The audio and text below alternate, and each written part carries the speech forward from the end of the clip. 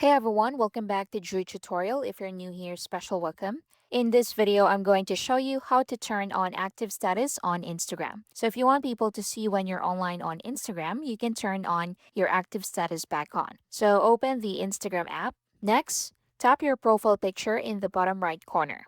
Next, tap the three-line menu in the top right.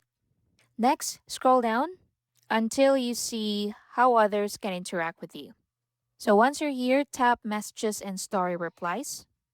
Next, tap Show Activity Status and turn on Show Activity Status. So you can read what it is. So once enabled, people you message or follow may be able to see when you're currently active or when you were last active. Quick one.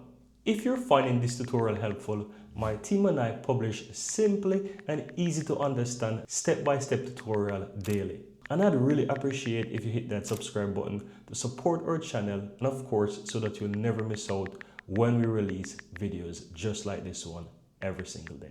Now let's continue.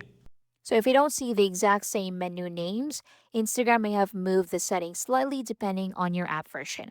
And that's it. So you just need to go to settings and activity, then scroll down to how others can interact with you and tap messages and story replies.